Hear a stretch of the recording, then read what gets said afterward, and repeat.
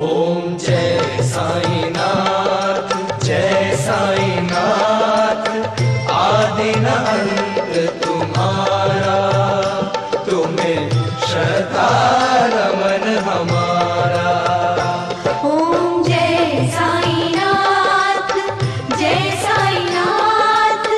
आदिनाथ। नमस्कार, मैं मीनाक्षी श्रीवास्तव आज एक बार फिर से आप सभी लोगों का हार्दिक अभिनंदन करती हूँ साईं अनुभूति चैनल में, और आप सभी लोगों को धन्यवाद देती हूँ क्योंकि अब हमारी जो साईं अनुभूति टीम है वो 600 प्लस की होने जा रही है, जिसमें आप सभी लोगों ने बहुत सहयोग किया है। साथियों, इस चीज़ के लिए बहुत बहुत धन्यवाद। दोस्तों, आज मैं आप लोगों के सामने कोई अनुभव लेके नहीं आई हूँ। आज मैं आई हूँ आपके सामने कुछ ऐसी बात लेके जिसका हमें बेसब्री से इंतज़ार रहता है हर साल, क्योंकि आज वो दिन है जिस दिन बाबा ने महासमाधि ली थी, या ये कह सकते हैं कि बाबा ने आज के दिन पंचभूत में अपने शरीर को विलीन कर दिया था, और बाबा अपने शरीर को छोड़कर बाबा पंचभूत में विलीन हो गए थे। दोस्तों, आज मैं चाहती हूँ कि मैं आपको उस जगह लेके चलूँ या उस समय में लेके चलूँ जब बाबा का समाधि का दिन था। दोस्तों, शुरू करते हैं कि कहा जाता है कि हिंदुओं में ये मान्यता है कि जब हमारा अंतिम दिन आता है या हमारे अंतिम समय चल रहा होता है तो भागवत सुनाई जाती है। जैसा कि पुराने समय में राजा परीक्षित थे, राजा परीक्षित को एक ब्रह्म ऋषि पुत्र के द्वारा श्राप मिला था कि उनकी मृत्यु हो जाएगी, 1 सप्ताह बाद वो मृत्यु को प्राप्त हो जाएंगे। तो उस समय में शुकदेव के द्वारा उनको श्री भागवत सुनाई गई थी। तभी से यह परंपरा है कि अंतिम दिनों में भागवत सुनाई जाती है ताकि प्राण आसानी से निकल सके और लोगों को मोक्ष प्राप्त हो सके। दोस्तों, बाबा के लिए इन सब साधनों की ज़रूरत नहीं थी, लेकिन बाबा क्योंकि इस जन्म में इंसानों की तरह रहते थे, बहुत नॉर्मल सी लाइफ जिया करते थे, हम मनुष्यों की तरह ही जीवन यापन किया करते थे, इसलिए बाबा ने अपना जो अंतिम समय था वो भी इसी तरह से निकाला। जब अंतिम समय आया तो बाबा ने श्री वक्ष से कहा कि उन्हें राम विजय पाठ सुनाया जाए। राम विजय पाठ वक्ष जी ने बाबा को सुनाया। उन्होंने 10 दिन तक लगातार बाबा को यह पाठ प्रतिदिन सुनाया। उसके बाद 3 दिन उसने बाबा को 8 पहर इस पाठ को सुनाया। उसके बाद 3 दिन उन्होंने और पाठ को सुनाया, और अब वो पाठ सुनाकर इतने थक चुके थे कि उन्हें विश्राम की ज़रूरत थी, और उन्होंने बाबा से आज्ञा मांगी और विश्राम के लिए गए। अब बाबा अपने अंतिम समय का इंतज़ार कर रहे थे। बाबा शांत मुद्रा में बैठ गए। बाबा ने अपना निर्वाण धारण करने से 2-3 दिन पहले ही भिक्षाटन करना बंद कर दिया था। जो बाबा प्रातःकाल भिक्षाटन करने जाते थे, अब वो नहीं, भिक्षाटन करना बंद कर दिया, और बाबा अपने अंतिम दिन का इंतज़ार करने लगे। बाबा ने किसी को भी अपना एग्जैक्ट टाइम नहीं बताया था कि वो किस समय पे निर्वाण धारण करेंगे। 15 अक्टूबर के दिन दोपहर की आरती हुई। आरती के बाद बाबा ने सब लोगों को अपने निवास स्थान पे जाकर भोजन करके लौट आने को कहा, लेकिन पायजामा, लक्ष्मी शिंदे, नाना साहेब वहाँ पे रुक गए। भागो जी भी वहाँ पे सीढ़ियों पे बैठे रहे। थोड़ी देर बाद बाबा ने लक्ष्मी शिंदे को 9 सिक्के दिए। 9 सिक्के जो कि बाबा के नव विद्या के रूप में बाबा ने लक्ष्मी जी को दिए थे। इसके बाद बाबा ने कहा कि मुझे वाड़े में ले चलो, अब मेरा मन मस्जिद में नहीं लगता, मैं वाड़े में जाकर विश्राम करूँगा। और यह कहकर बाबा ने एक लंबी सांस ली और बाईजा माँ की तरफ झुक गए। जैसे ही वो बाईजा माँ की तरफ झुके, भागो जी ने देखा और वो भागकर बाबा के पास गए, और बाबा ने उस समय अंतिम श्वास ली। उन्होंने को अंतिम श्वास लेता देख भागो जी ने नाना साहेब को आवाज़ दे के बुलाया। नाना साहब वहाँ आए और उन्होंने बाबा के मुंह में कुछ जल की बूंदें डाली, लेकिन वो जल की बूंदें वापस बाहर लुढ़क आईं और उन्होंने तेज़ आवाज़ में कहा, ओ देवा। और उसके बाद उन्हें ऐसा एहसास हुआ कि बाबा ने ओह की सांस ली, ओह बोला बाबा ने, और उसके बाद बाबा ने प्राण छोड़ दिए। अब ये निश्चित हो चुका था कि बाबा पंचभूत में विलीन हो गए हैं। दोस्तों, बाबा के निर्वाण धारण करने के बाद, बाबा के अंतिम श्वास लेने के बाद मुसलमानों में और हिंदुओं में ये बहस हुई कि हम इनको दफन करेंगे, मुसलमानों ने कहा, और हिंदुओं ने कहा कि नहीं, हिंदी रीति के द्वारा इनका अंतिम संस्कार हो गया।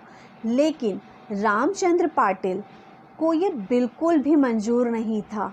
उन्होंने बहुत स्ट्रांगली ये कहा कि बाबा के शरीर को वाड़े के अलावा कहीं नहीं लेके जाया जाएगा। ये बहस लगभग 36 घंटों तक चली। बुधवार के दिन बाबा ने लक्ष्मी मामा जोशी के स्वप्न में आकर दर्शन दिए और बाबा को बोला कि बापू साहेब समझता है कि मैं मृत हूँ, लेकिन तुम जाओ, तुम मेरी काकड़ आरती करो। बाबा तो नहीं आएगा, लेकिन तुम मेरी आरती करो, जैसे तुम पहले पूजा करते थे वैसे ही पूजा करो। तब उन्होंने स्वप्न से जागे और उन्होंने बाबा की आज्ञा समझकर बाबा की आरती की। बाबा की आरती में वो और भी भक्तजन आए और बाबा साहेब भी आए, और यह निर्णय लिया गया कि बाबा के जो शरीर है उसको वाड़े में ही स्थापित किया जाएगा। वाड़ा वो स्थान जहाँ पर कुछ समय पहले यह कहा जा रहा था कि यहाँ पे मुरलीधर की यानी कृष्ण भगवान की मूर्ति स्थापित हो गई। लेकिन बाबा ने अपने अंतिम समय में क्या बोला था? बाबा ने बोला कि मेरा मन मस्जिद में नहीं लगता और मैं वाड़े में जाकर विश्राम करूँगा। और बाबा के इन अंतिम शब्दों को याद रखते हुए उन्होंने बाबा के मृत शरीर को वहाँ पे स्थापित करने की, बाबा की समाधि वहाँ पे बनाने का निश्चय लिया। और यवनों के किसी भी, मौलवियों के किसी भी विरोध को स्वीकार नहीं किया और बाबा की मूर्ति की स्थापना की गई।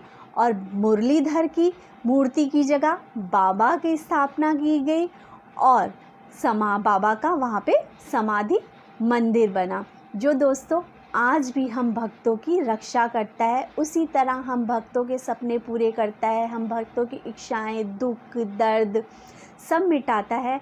जैसे कि बाबा ने कहा था कि मेरी समाधि आप लोगों से बात करेगी। आज 103 साल हो जाने के बाद भी बाबा की समाधि भक्तों से वैसे ही बात करती है। बाबा तब सिर्फ शिरडी में निवास करते थे, लेकिन अब बाबा हर जगह, हर भक्त के दिल में निवास करते हैं, हर भक्त के पास होते हैं। बाबा के जीवन काल में भी बाबा ने ऐसे ऐसे चमत्कार किए हैं कि भक्तों को ये एहसास हुआ कि बाबा इस समय में मेरे घर पे भी थे और इस समय में मेरे घर पे भी थे। बाबा ने एक समय में उस टाइम पे भी अपने बहुत सारे भक्तों की रक्षा करी है, सहायता की है। और बाबा आज भी जब भक्त उन्हें पुकारते हैं तो अपने सभी भक्तों के पास जाते हैं बाबा, और उनकी वो मुरादें, उनको उन कष्टों से दूर करते हैं बाबा। आज बाबा की महासमाधि का दिन है दोस्तों, तो मैं ये ज़रूर चाहूँगी कि जो बाबा का भक्त है, जो बाबा के डिवोटी है, वो बाबा के साईं सच्चरित्र में से पेज नंबर 43 और 44 ज़रूर पढ़े। 43 और 44 पाठ ज़रूर करें, क्योंकि उसमें बाबा की महासमाधि के बारे में लिखा गया है। एक बार पढ़िए, बाबा का ध्यान करिए कि बाबा ने उस समय किस तरह से समाधि ली थी, पहले से कैसे बाबा को यह एहसास हो गया था कि अब मेरा समय निकट है और अब मुझे निर्वाण ले लेना चाहिए। बाबा का निर्वाण की होने से कुछ समय पहले ही जो बाबा के द्वारका माई में माधव सफाई करता था उसके द्वारा बाबा की जो ईंट थी, जो बाबा जिसे अपने पास रखते थे, वो टूट गई थी। और जब बाबा ने उस ईंट को टूटा हुआ पाया तो बाबा ने कहा कि ये ईंट नहीं टूटी है, मेरा भाग्य ही फूट गया है, ये मेरी जीवन संगनी थी, अब तो मैं भी बिखर जाऊंगा। और बाबा को पता चल गया था कि अब बाबा का निर्वाण का समय आ गया है। दोस्तों, इसी के साथ यदि आपको मेरा ये छोटा सा शेयर बाबा की महासमाधि के दिन में किया गया पसंद आया हो तो इसे ज़्यादा से ज़्यादा शेयर कीजिए। बाबा की साइंस सचरित पाठ का ज़रूर पढ़िए, जिसमें बाबा की महासमाधि के बारे में लिखा गया है। पेज नंबर 43 और 44, पाठ नंबर 43 और 44 में बाबा की महासमाधि के बारे में है। पढ़िए, बाबा को विचारिए, बाबा के बारे में सोचिए, बाबा के मंदिर जाइए, बाबा की आरती कीजिए, पूजा कीजिए, बाबा को स्नान कराइए। बस बाबा बाबा सिमरिए।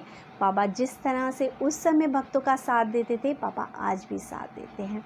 इसी के साथ आप लोगों से यह अनुरोध है कि ज़्यादा से ज़्यादा मेरे इस चैनल को शेयर कीजिए, लाइक कीजिए एंड सब्सक्राइब कीजिए। और यदि आपके मन में कोई भी बात हो, कोई भी प्रश्न हो, आप उसे कमेंट के द्वारा पूछ सकते हैं। धन्यवाद दोस्तों। ओम साई राम।